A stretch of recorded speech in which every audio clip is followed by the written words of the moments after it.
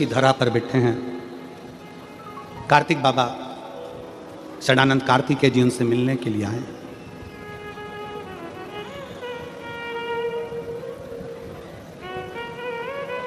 शिव जी के साथ में माता पार्वती जी भी विराजमान है। और जब जब मेरे महादेव श्री शैलम की भूमि पर बैठते हैं, जब जब मेरे देवादिदेव महादेव श्री शैलम में जाकर बैठते हैं पार्वती जी के साथ में, तब तब माता पार्वती जी शंकर भगवान से गायन विद्या को सीखती है।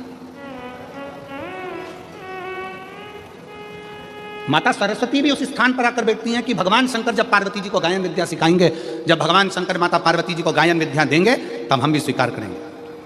और श्री शैलम की भूमि पर जब जब महादेव भगवान शंकर पार्वती जी को गायन विद्या देते हैं, उस जगह पर तुमरुका जी भी आकर खड़े हो जाते हैं। तुमरुका जी जिनका घोड़े का मुख लगा है, वीणा हाथ में, करताल हाथ में, शिव शिव शिव शिव ओम नमः शिवाय ओम नमः शिवाय ओम नमः शिवाय जपते हैं, वो भी बैठे। शिव महापुराण की कथा कहती है, व्यर्थ की चीजें जब मिले, व्यर्थ की बातें जब मिले तो भले मत बैठो, पर जब कोई तुमको ज्ञान दे रहा हो, कोई शिव का शरणागति की ओर बढ़ा रहा हो, कोई भगवान शंकर का संवाद कर रहा हो, शिव तत्व को तुम्हारे हृदय में बिठा रहा हो, तो जरूर बैठो, जरूर बैठो। और अपने घर के बच्चों को यह संस्कार दो, अपने घर के बच्चों को यह समझा दो कि अपने नगर में, मोहल्ले में, क्षेत्र में, कॉलोनी में, सोसाइटी में, अपने शहर में कहीं पर भी भगवान की कथा हो, बन सके तो ऐसा प्रयास करना कि उस कथा में आगे बढ़कर थोड़ा सा सहयोग करना, बन सके थोड़ा सहयोग। और एक बात हमने पहले भी कथा में कही थी, आज फिर कहते हैं,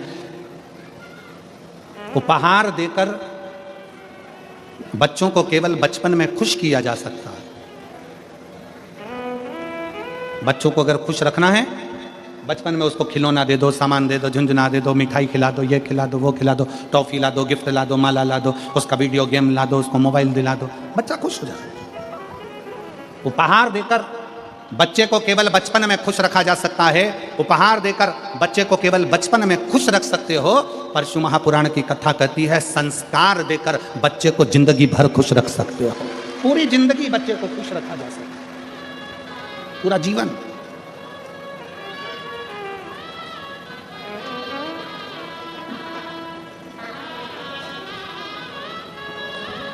चार भूमि है जहां पर भगवान शंकर पार्वती जी के साथ बैठे हैं और सत्संग किया। कितनी भूमि है? जम के बोलो जरा। चार भूमि ऐसी है जहां पर शंकर भगवान ने पार्वती जी के साथ बैठकर सत्संग किया। पहले नंबर पर अमरनाथ जी की गुफा में भगवान शंकर पार्वती जी के साथ में बैठकर सत्संग करते हैं और दो पक्षी जीव उस कथा का रस तत्व अपने कानों में श्रवण करते हैं। दो अमरनाथ की गुफा, और अमरनाथ जी की गुफा में बैठकर भगवान शंकर पार्वती जी के साथ सत्संग कर, भगवान शिव पार्वती के साथ सत्संग। दूसरे नंबर पर जब अमरनाथ जी की गुफा में भगवान शंकर पार्वती जी को कथा श्रवण कराते हैं, भगवान शिव जब पार्वती जी को कथा का रस तत्व ग्रहण कराते हैं, पार्वती जी उस कथा को श्रवण करती है और अपने जीवन को आनंदित करती। दो स्थान, दो चार स्थान में से एक स्थान है अमरनाथ की गुफा। दूसरे नंबर पर है काशी विश्वनाथ की पवित्र भूमि मां गंगा जी का तट, जहां पर भगवान शंकर पार्वती जी के साथ बैठकर सत्संग करते हैं।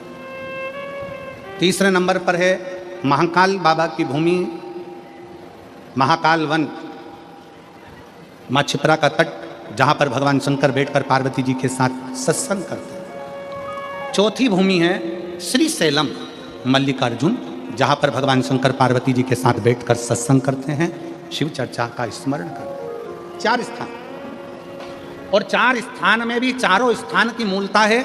शंकर भगवान जब पार्वती जी के साथ अमरनाथ की गुफा में सत्संग करते हैं, उस जगह पर सबको भगा देते हैं, किसी को नहीं रखते, केवल एक पक्षी का जोड़ा बैठकर अमरनाथ जी की कथा का रस तत्व सुनता है।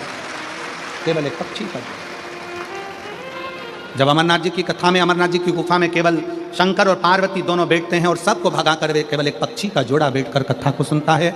दूसरे नंबर पर है काशी विश्वनाथ की भूमि। उस काशी विश्वनाथ की भूमि पर गंगा जी के तट पर जब भगवान शंकर पार्वती जी के साथ बैठते हैं तो सारे ऋषि, संत, साधु, तपस्वी, सन्यासी भगवान शंकर के सत्संग को श्रवण करते हैं। तीसरे नंबर पर है महाकाल वन। महाकाल वन में जब भगवान शंकर पार्वती जी के साथ बैठकर सत्संग करते हैं तो शंकर के सारे गण और सारे भैरव भगवान शंकर की उस पवित्र कथा को 64 योगिनियों के साथ श्रवण करते हैं। और चौथा स्थान श्रीशैलम मल्लिकार्जुन, जहाँ पर भगवान शंकर पार्वती जी के साथ बैठकर जब सत्संग करते हैं तो वहाँ पर जितनी गायन विद्या में देवता हैं, नारद जी, तुमरुका जी, सरस्वती जी, वीणा देवी आदि जितनी देवी देवता जो गायन विद्या में निपुण है वो आकर सत्संग करते हैं। ऐसे 4 स्थान पर 4 सत्संग भगवान शिव पार्वती के चलते।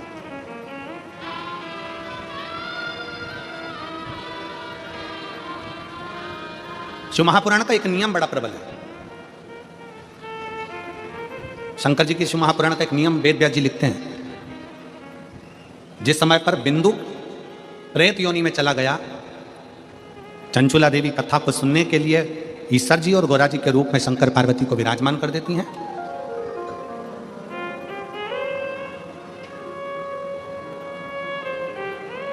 तब वेद व्यास जी ने लिखा कि शिव महापुराण का एक सबसे बड़ा नियम है, आप जब कथा सुनने के लिए बैठते हो और जिसका स्मरण करते हो, जिस जीव के लिए आप कथा सुनते हो या अपने लिए सुनते हो या अपने कार्य की सिद्धि के लिए सुनते हो या अपनी मनोकामना के लिए सुनते हो, शिव महापुराण की कथा कहती है कि वेद व्यास जी कहते हैं आपने जिसका मनन चिंतन शिव महापुराण की कथा में बैठकर करा होता है, कथा उसको प्राप्त हो जाती है और उसका कल्याण हो जाता है।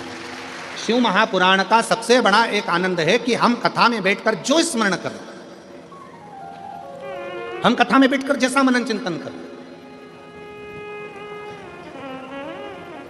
इसलिए निवेदन है कथा में बैठकर हमेशा प्रयास करा करो कि अच्छा मांगो। हमने पहले कथा में कहा था कि 3 मित्र थे और तीनों मित्र शंकर जी के मंदिर में गए, शंकर जी की स्तुति करी, शंकर जी प्रसन्न हो गए। शंकर जी ने कहा मांगो पहले वाले से, तो वो बहुत 2 मित्र काले थे, एक गोरा था, तो उस काले मित्र ने कह दिया भगवान मुझे गोरा कर दो। शिव जी ने उसको गोरा कर दिया। दूसरा मित्र भी काला था, उसने भी भगवान से मांगा भगवान मुझे गोरा कर दो, भगवान ने उसको भी गोरा कर दिया। अब तीसरे का नंबर आया, उससे पूछा तू मांग ले, तो कि जैसे थे वैसे ही कर दो, ये जैसे थे इनको वैसा कर दो, काले थे काले ही कर दो। अब जरा विचार करने वाली बात है, तीसरा मित्र चाहता तो कुछ अपने लिए अच्छा मांग लेता, पर दूसरे का बुरा करने के चक्कर में वो अपना भी छोड़ बैठा और अपने लिए भी नहीं मांगा। हम दूसरे का बुरा करने में लगे हुए हैं तो अपना भी छूट जाता। भगवान शंकर बैठे हैं श्रीशैलम की भूमि पर।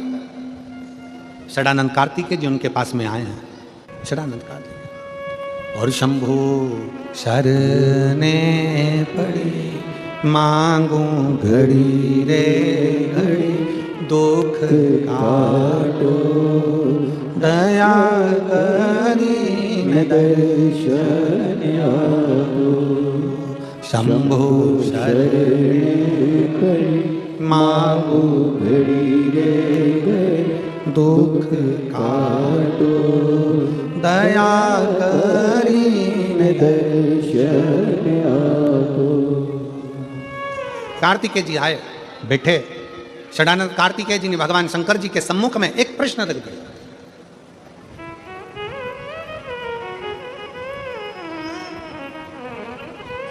और प्रत्येक संसार के मनुष्य सुन ले बड़े सावधानी से, घर के नव युवक बेटा बेटी सुन ले, अगर तुम्हारे दिल में कोई प्रश्न आया है, तुम्हारे दिल में अगर कोई संवाद आया है, तुम्हारे हृदय में अगर कोई प्रश्न उपजा है, तो प्रयास करना कि उस प्रश्न का उत्तर अपने माँ बाप से, अपने घर के दादा दादी से, अपने घर के व्यक्ति से उसका उत्तर ढूंढने का प्रयास कर, दूसरी जगह नहीं।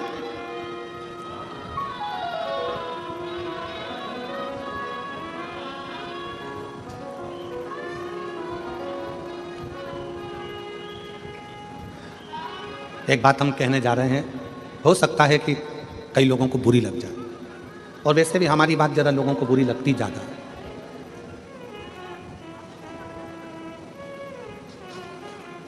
आजकल की छोरियों को कच्चे मकान और सच्चे इंसान समझ में ही नहीं आते हैं।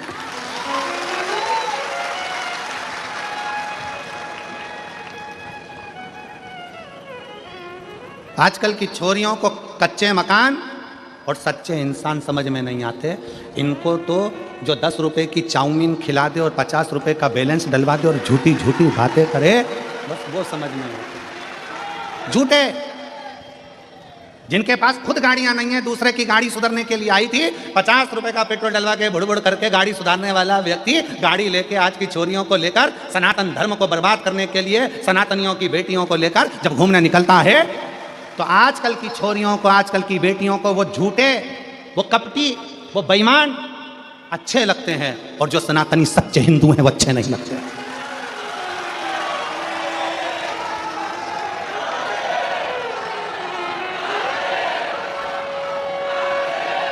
मेरा निवेदन है इस सूरत की पवित्र भूमि से, सूरत की पवित्र धरा से, एक सनातनी का मकान कच्चा है और दिल सच्चा है तो तेरी कद्र होगी। अगर एक सनातनी का मकान कच्चा है और दिल सच्चा है तो तुम्हारी कद्र होगी। और झूठे व्यक्ति के चक्कर में फंस गए बंगला देखकर तो फ्रीज में 41 टुकड़े भी मिलने के लिए तैयार रखिए। अटैची में भरे हुए टुकड़ों को भी गिनने के लिए तैयार रहिएगा।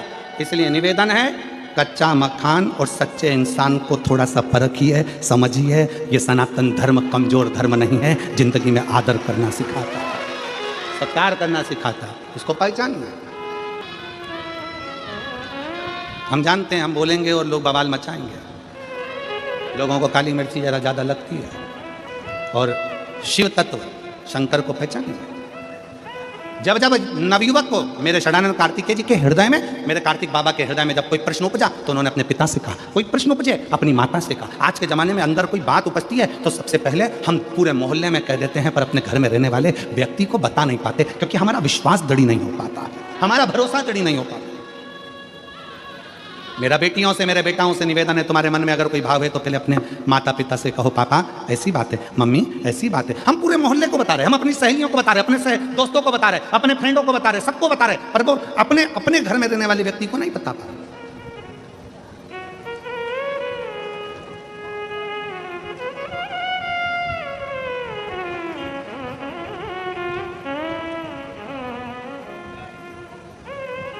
षडानंद कार्तिकेय जी ने कहा, पिताजी मेरे मन में एक संशय है।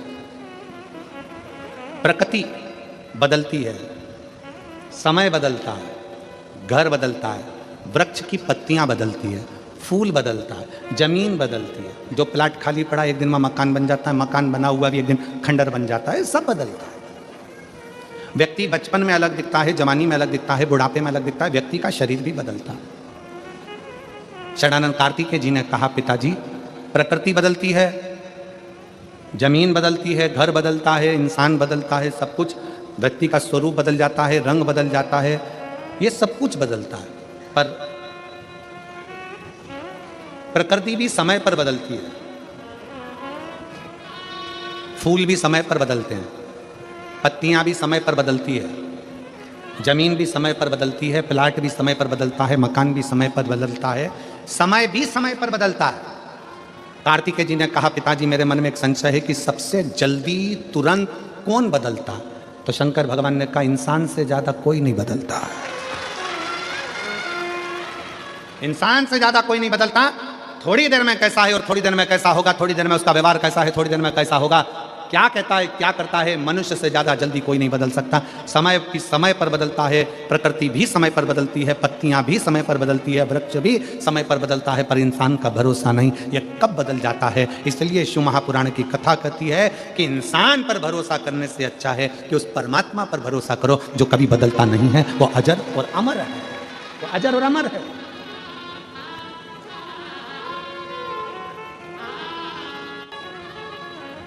वो कभी नहीं बदलता। और इसीलिए आज कलिकाल में ये लाखों शिव भक्तों का जो एक नज़ारा आप लोग देख रहे हैं टीवी चैनल के माध्यम से, सूरतवासी देख रहे होंगे, शायद सूरत के इतिहास में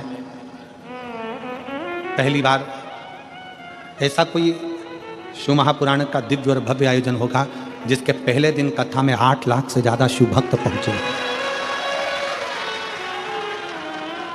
और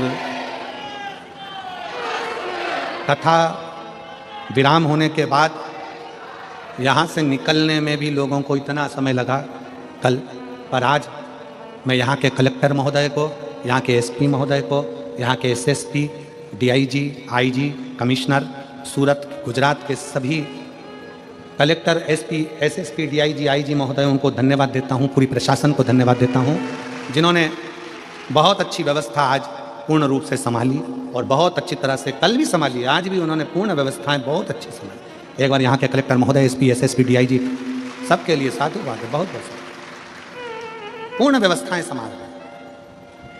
लाखों शिव भक्त चारों तरफ से आना, चारों तरफ से प्रशासन को संभालना थोड़ा कठिन पड़ता है।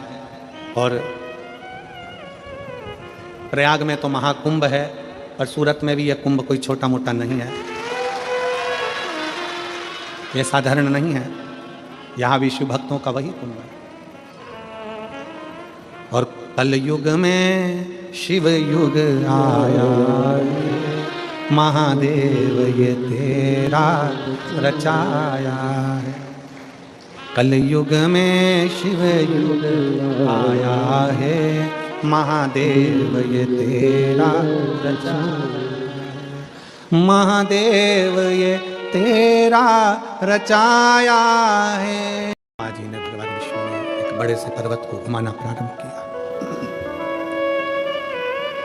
एक शिवलिंग की आकृति प्रकट हो गई। ब्रह्मा जी विचार करते हैं कि इस शिवलिंग का चरण कहाँ है और इसका शीश कहाँ है। चरण कहाँ, शीश कहाँ। शिव महापुराण की कथा कहती है, घर के अंदर जो शिवलिंग है, घर के अंदर जो शिवलिंग विराजमान है, उस शिवलिंग में यह मत सोचो कि यह छोटा है कि बड़ा है। शिव महापुराण की कथा कहती है, शंकर कुबेरेश्वर धाम का जैसे एक कंकर शंकर है, उसी तरह घर में रखा हुआ शिवलिंग ज्योतिर्लिंग के बराबर है।